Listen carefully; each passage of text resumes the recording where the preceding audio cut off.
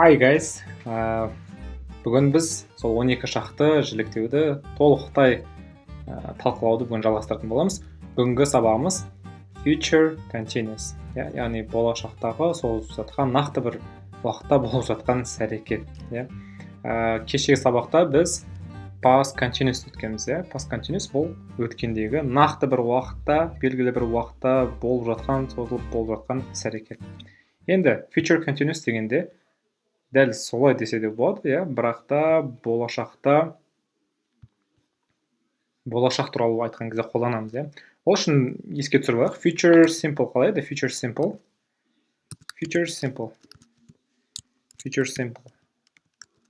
Жай келесі шақ бар, Ол қалай жасайтын едік? Өте оңай еді. Зат есім, бастауыш, одан кейін will'ді қоясыз, одан кейін етістікті қойыңыз, сөйлеміңіз дайын. Мысалға, I will do my homework. I will do my homework. Мен үй тапсырмасын жасаймын. Келесі шақты білдіреді. I will do my homework. Немесе қысқаша түрде қалай айтатын едік? I'll do my homework.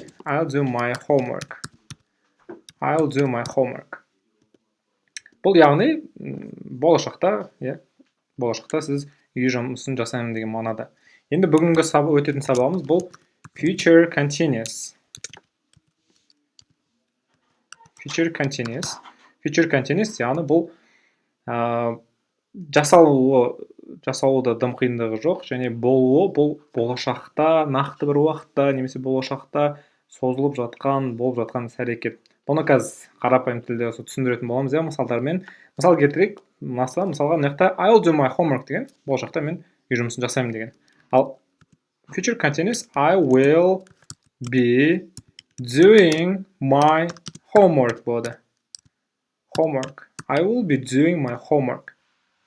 Яғни, бұл қазақша айтқанда мен үй тапсырмасын жасап жатамын.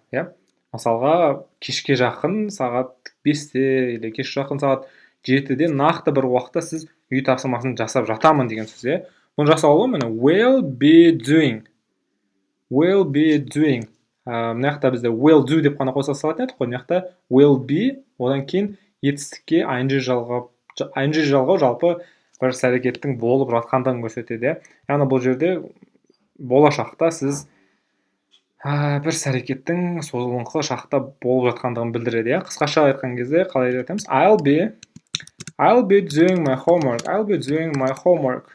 Мен үй тапсырмамды жасап жатамын. Мысалға, айтады ғой, сағат кешкі 7-те звондама маған, мен үй тапсырмасын жасап жатамын. Яғни, нақты сағат 7:30-да сіз үй тапсырмасын болашақта жасап жататын боласыз. Осы кезде жалпы future continuous деген осы кезде қолданылады. Қазір енді жасалуына қараңыздар. Жасалынуы оңай. Future continuous, мекта. Future continuous. Болашақта белгілер уақытта созылыңқы болып жатқан іс-әрекет. Мысалға, мен телевизор көріп жатамын. Мысалы, ертең сағат кешкі 5-те мен кино көріп жатамын. I will be watching. He will be watching. She will be watching. It will be watching деп айтайын десек, бір жануар көріп жату мүмкін. You will be watching. We will be watching. And they will be watching деп қолданылады. And now, when do we use this tense? Біз бұл шақты қай кезде қолданамыз? Қараңыздар, жаңағына тағы бір мысал келтірейін. For example, I will wait for you. Деген, мен сені күтемін деп айтады, мысалы болашақта. Просто күтемін деп айтады. Ал енді сіз I will be waiting for you. Деп айтатын болсаңыз, онда сіз мен сені күтіп тұрамын деген сөз. Күтуге көбірек көңіл бөліп тұр бұл жерде. Жай ғана мысалы мен сені күтемін деп айта салмайсыз. Мысалға, сағат кешке жақын мен сені күтіп тұратын боламын. Сондықтан міндетті түрде кел. I will be waiting for you. Бұл жерде күтудің маңыздылығын өте соған акцент беріп тұрады. I will be waiting for you. Немесе басқаша мысалын келтірейік. Мысалға, мен сіздердің бұл сабақтан кейін, жалпы марафон біткеннен кейін де сіздерден комментарий, бір жауап күтетін боламын. Бұл жерде шынымен де күтемін мен сіздерден. Қалай өткендігі, болашақта түзетулер енгізу керек па, мүмкін жақсы болса, ол да бізге келесі басқа да тақырыптарды осылай талдауға, өте жеңіл түрде талдауға бізге мотивация болады. Сонда қалай айтамыз? I will be waiting for. Жаттап алыңыздар. Wait for деп жүреді міндетті түрде. Оны просто жаттап аласыздар. I will be waiting for your reply. Reply деген бұл жауап деген сөз. Бір формальный түрде, ресми түрде. Немесе жай ғана answer деп айтсаңыздар да болды. I will be waiting for your answer. Немесе қалай айтсақ болады тағы да. Мен сіздердің I will be waiting for your comments. Комментарияларыңыз күтемін. Немесе I will be waiting for your feedback. Feedback деген кері байланыс. Back деген артқа деген сөз ғой. Feedback. Сіздердің кері байланыстарыңызды күтетін боламын. I will be waiting for your reply or I will be waiting for your feedback. Болашақта, осы сабақтан кейін мен сіздердің кері байланыстарыңызды күтетін боламын. Нақты. Жай ғана мен I will wait деп айтпаймын. I will be waiting for you деп нақты бір акцент қойып айтамын. Сол кезде қолданса болады. Екіншісі, бұл екінші қолдану past continuous өткенде естеріңізде ме? Мысалға біз айттық yesterday at 4 o'clock деді. Yesterday 4 o'clock. Кеше нақты 4-те деп айттық. Ал бұл жерде сіздер yesterday'дің орнына tomorrow'ды қойасыз. Мысалға болашақтағы кез келген уақытты қоясыз.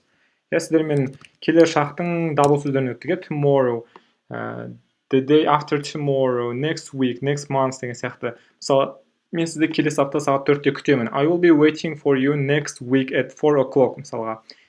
Сол сияқты міне tomorrow at 4 o'clock. Яғни нақты бір болашақтағы уақытты көрсеткен кезде, айтқан кезде сіз осы шақты қолданасыз. Мысалға айтайын, ертең сағат 4-те, таңғы 4-те болайық. Таңғы 4-те мен ұйықтап жатамын деп айтайық. Мысалға I will be, қараңыздар. Барлығына кез келген зат есім болсын, есімдіктер болсын, жалпы бастауыштан кейін сіз will be қойасыз да етіске айнде жалғасыласы болды. Өте оңай. I will be sleep, мысалы ұйықтау. I will be sleeping, айнде қосасыздар болды. I will be sleeping tomorrow at 4 o'clock.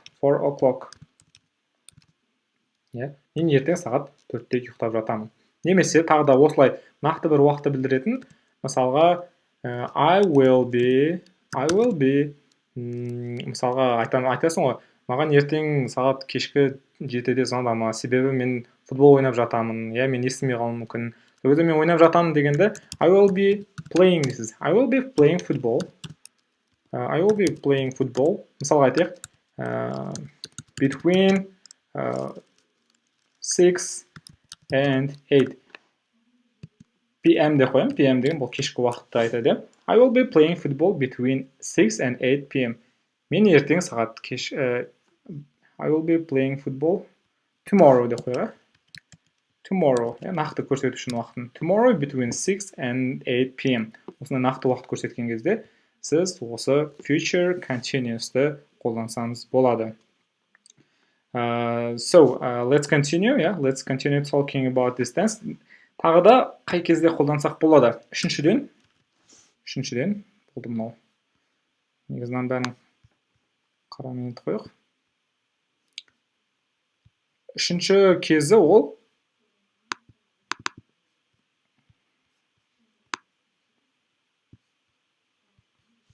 жақсы.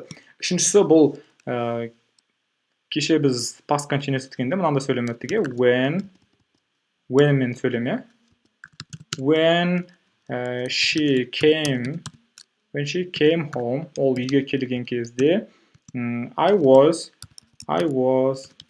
playing computer games. Мысалы, мен компьютер ойнап отырдым. Computer games.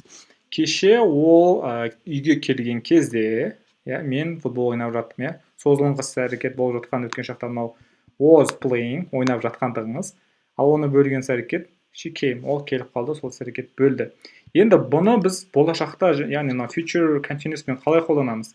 Бұны қолдану үшін бізге де алдыңғы future simple'ды түсіндірген кезде сіздерге анау first conditional сияқты бар ғой, мысалы егер де сен барсаң, немесе барған кезде, шетелге барған кезде сен ағылшын тілін үйренесің деген сияқты. Сондай структурамен қолданса болады бұл жерде. Мысалға, when she comes, s жалғаймыз міндетті түрде. Бұл жерде де мысалға when she will come деп айтқыларыңыз келгенімен де бұл жақта структура бойынша сөйлемде ағылшын тілінде жібермейді. Мынандай when, if болған кезде сіздер will қоса алмай қаласыздар бұл жерде. Сондықтан when she comes home, for example, I will be playing football.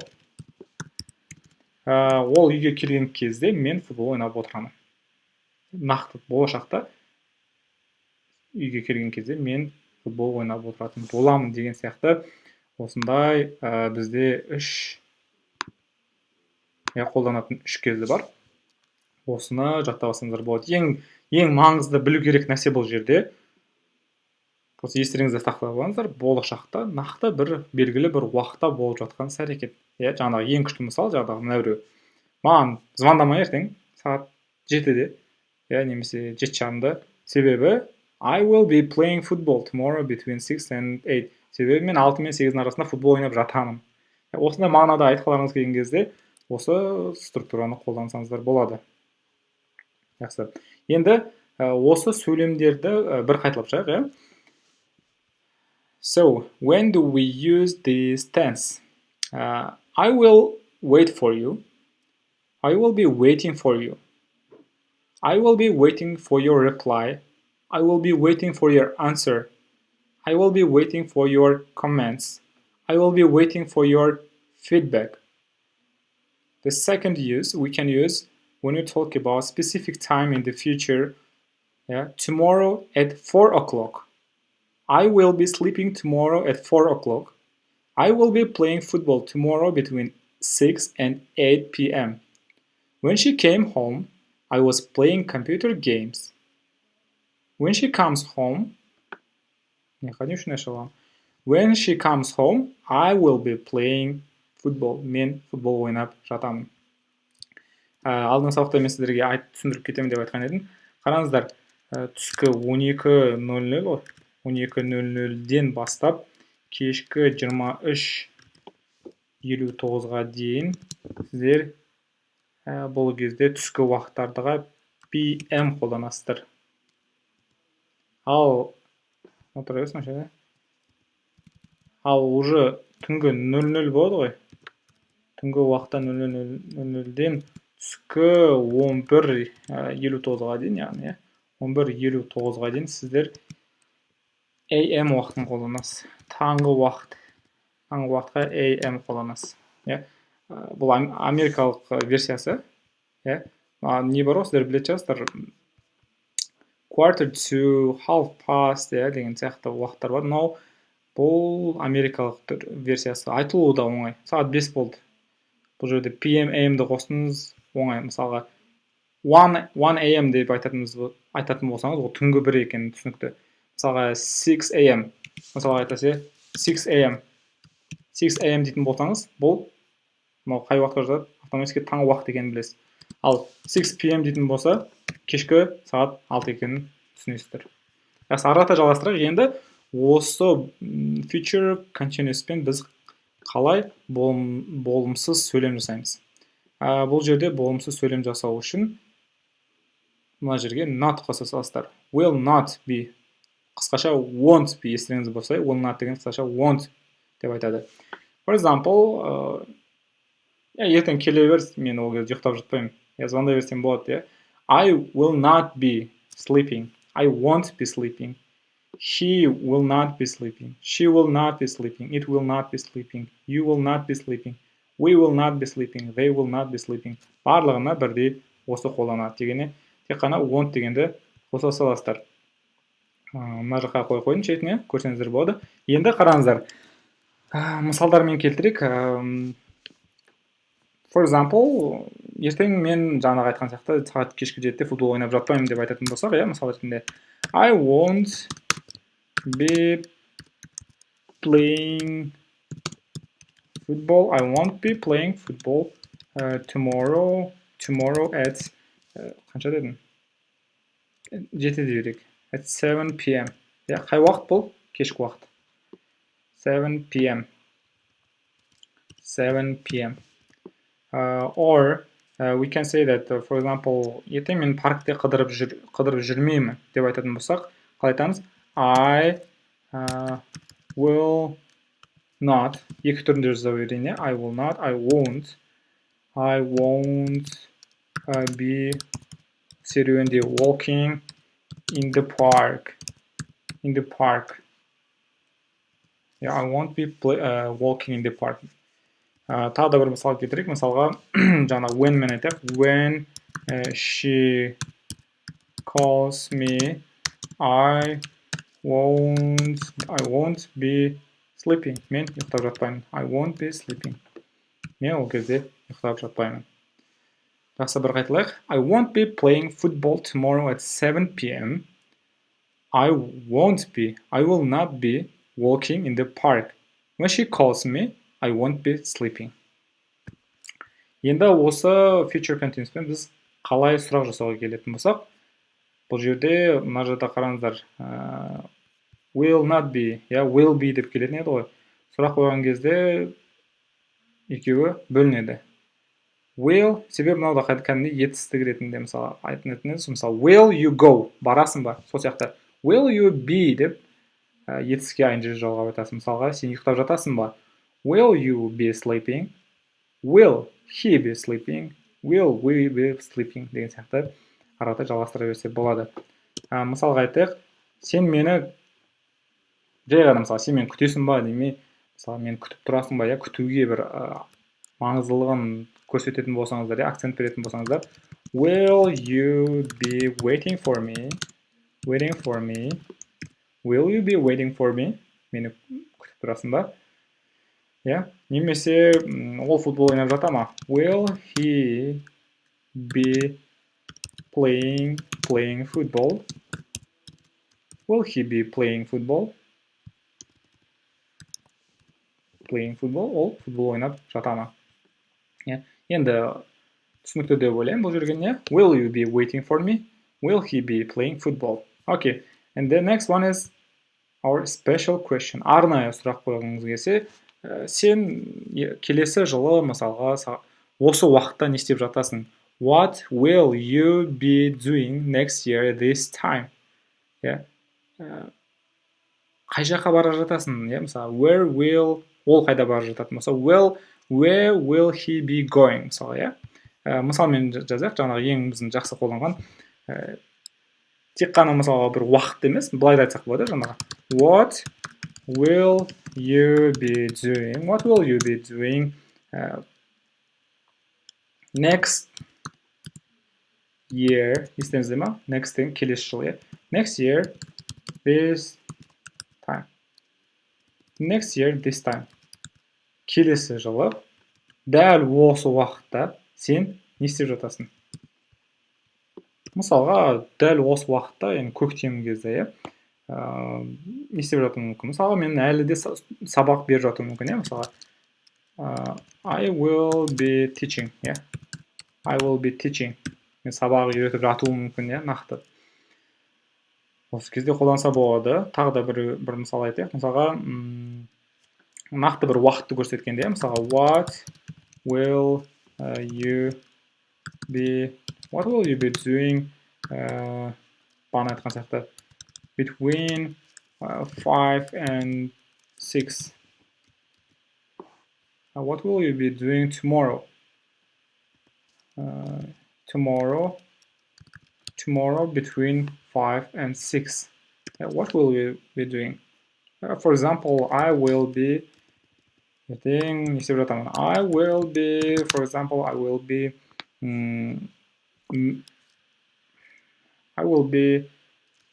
reading books, for example. Reading қолданбады, оқу, кітап оқу.